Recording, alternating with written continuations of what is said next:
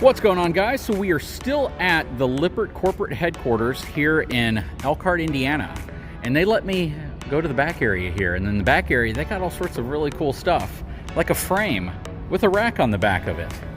Check this out. So this is an I-beam frame, auto leveling, already installed. It's a pretty short frame, so not sure if it really needed 6-point, but it's got 6-point auto leveling. It's got the Equiflex suspension down here. Has a heavy-duty shackle straps with greasable wet bolts. Has a really cool slide-out system. This is awesome. This is the slide-out system that is in a lot of the wardrobe bedroom slides up front on fifth wheels. This is the slide system we have that I always call it the hidden slide system because you don't see it. It's completely hidden, but this is what it looks like. Very cool. Figured you guys would want to see that. And it's a form of rack and pinion slide or gear-driven slide. They even have a button. I'm going to press the button. I don't know if they want me to, but I'm going to press it. Okay, it's not turned on. All sorts of cool stuff going down the frame here. They even have an entryway. I feel like there's a liability if I walk up this and continue walking forward. This is obviously the hydraulic level up system. Here's the upper deck. Very cool. If you ever want to see this stuff, this is a really cool display, right? This is what it looks like when you strip everything down and you actually get to see how much steel goes into producing a fifth wheel frame. That is really cool. But that's not the point of the video. Hang tight, I'll be right back.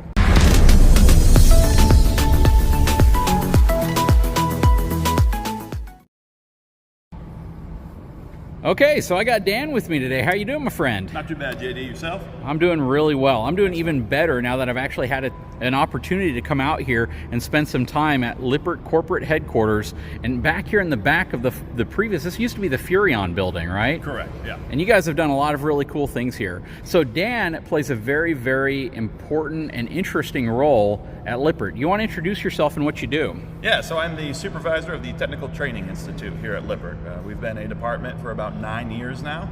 We train everybody from technicians to OEM service technicians, and recently, we do RV owner schools as well. Okay. Would it be fair to say that when a new product comes out, let's use this as an example. Let's say your HydroStar disc brake system, hydraulic disc brake system.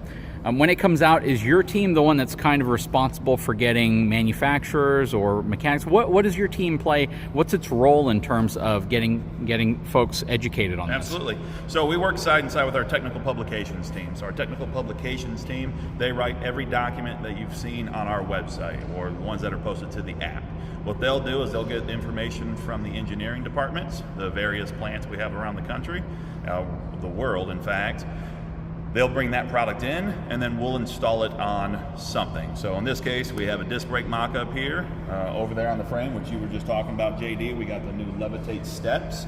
So what we do is we proof out the technical publications documents, and then we build our classes around those documents that are found on our website. So whether it's an OEM installation manual, an aftermarket installation manual, any manual, our classes that we teach about, those all derive from those documents that you find online. Oh, very cool. And everyone's going to want to know why you have bumpers all around the edge of the fifth wheel. And I'm assuming that's to avoid people from smacking their head into it. Yeah, so we own a company TaylorMade. So if anybody owns a boat, they can buy products from us from TaylorMade.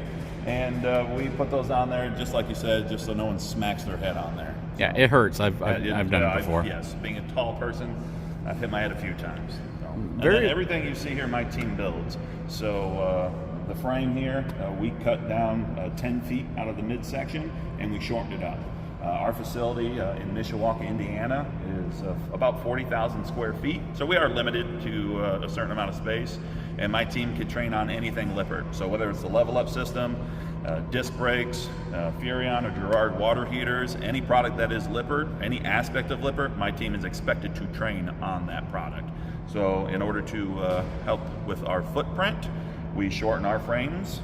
The only thing we didn't build is the actual frame, but we took about 10 feet, like I said, out of the midsection of that frame to help with some space that we could use more of. So you may or may not be the right person to ask this question. I didn't prep you for this question at all, but since we talk about frames, and I love talking about frames, you know, it's always been kind of that constant battle of how much material do you really need to build a structural frame, a frame that is strong enough to handle the energy that is at play when you're traveling down the road. Yep. And you know, there's always rumors and theories out there that a frame is an area that manufacturers tend to skip out on in terms of strength. I've never personally felt that way. I've usually felt that you engineer and then slightly over-engineer a product to meet the demand that it's going to be subjected to from a manufacturer's building perspective, from an engineering perspective. Absolutely. So, you know, I've had an opportunity to actually review your frame segments. You guys sent me examples of all of your frame segments, or at least most of them, and I had a chance to kind of see material thickness, how much they weighed, all the different aspects that were important to me. But when I look at a frame here and I see it, I can tell that, I mean, this is all steel. And it's all heavy. Yep. And it doesn't take much steel to add a tremendous amount of weight.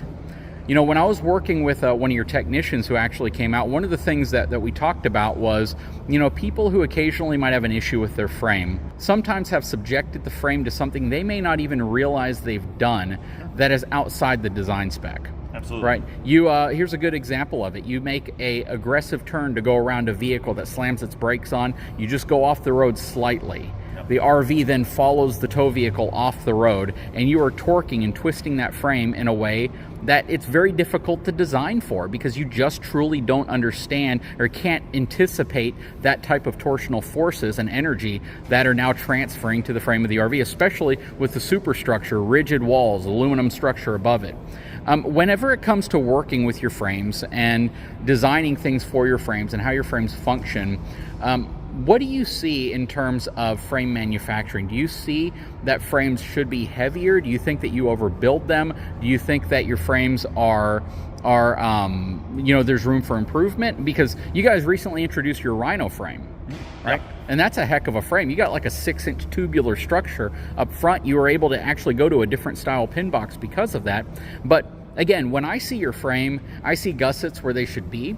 I see structural reinforcements. I see a lot of welds. Everything is completely welded. You don't see large gaps between anything. I don't see any issues here.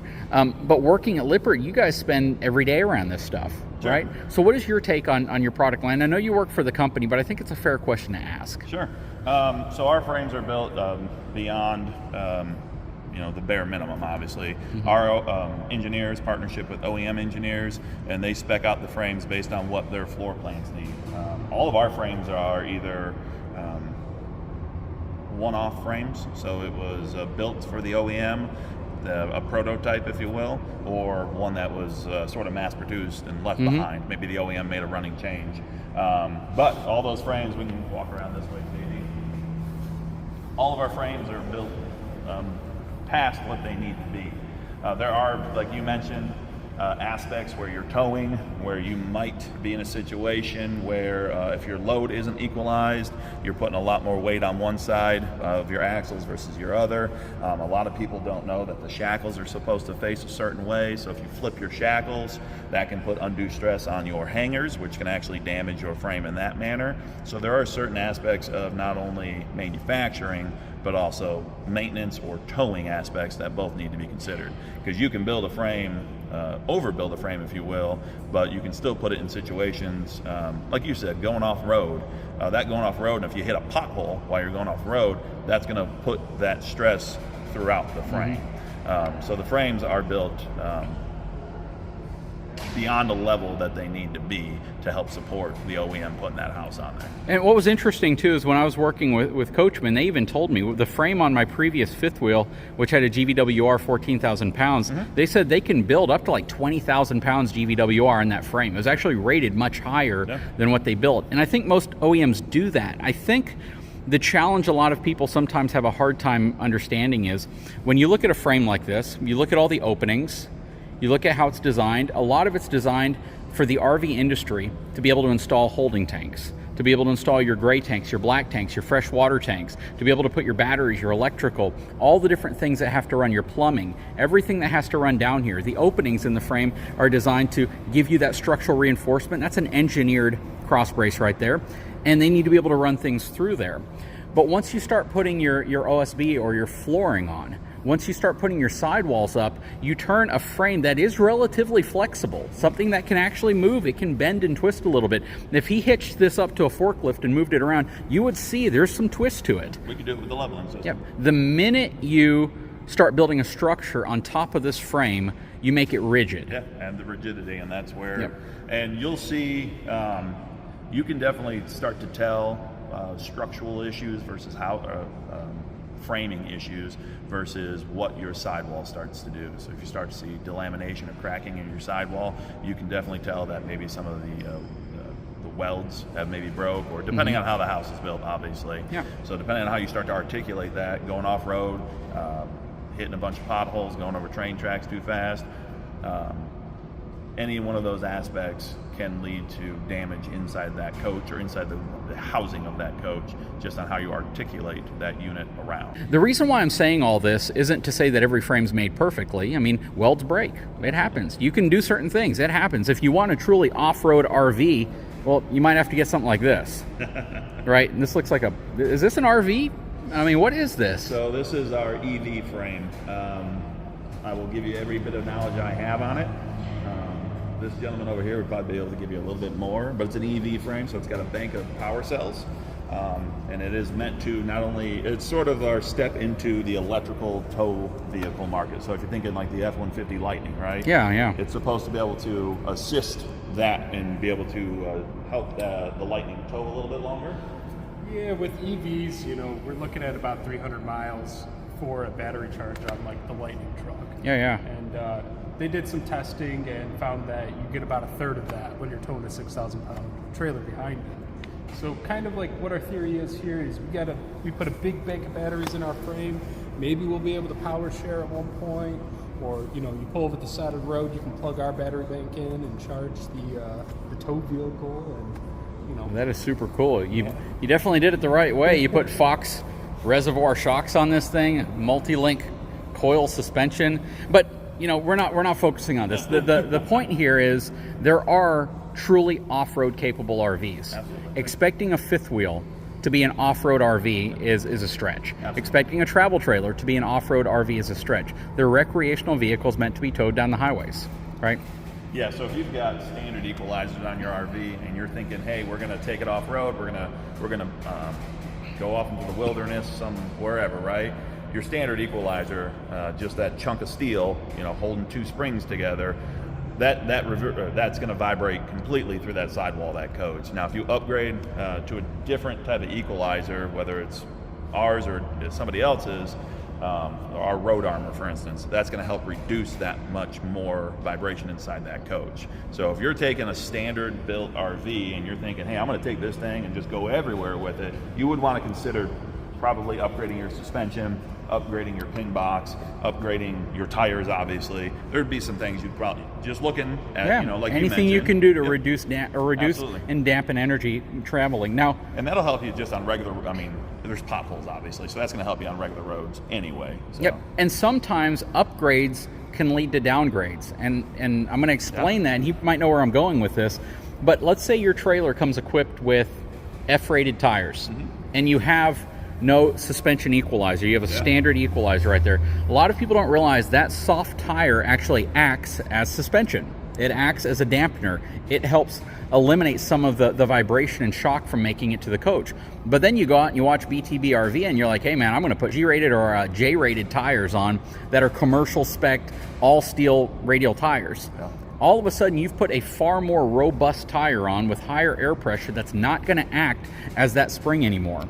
Right. That's a great reason to quickly upgrade your shackle hangers, to upgrade your suspension equalizer, and to put a new pin box on, because now you need some way to dampen that new energy that your RV isn't used to handling. Yeah, because now, like you just mentioned or alluded to, you are transferring your weakest point or your point of failure. So while the tires maybe got rigid, more rigid, now you're forcing that energy into something else on the RV rather. Yep. Again, there are off-road RVs that are designed for twisting, going over crazy, rock crawling type conditions.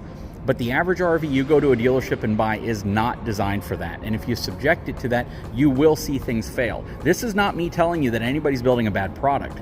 Some companies possibly do build bad products. I'm not going to say everybody builds a great product. But what I'm telling you is, if you go into RVing thinking your RV should, and then you just have a blank line there and you expect anything you write in that blank line to be something your RV can handle, you're going to be really misinformed and you're going to deal with problems. You need to go into it knowing you should really plan for where you're going to take your RV and understand that adverse road conditions can truly affect the quality of your RV.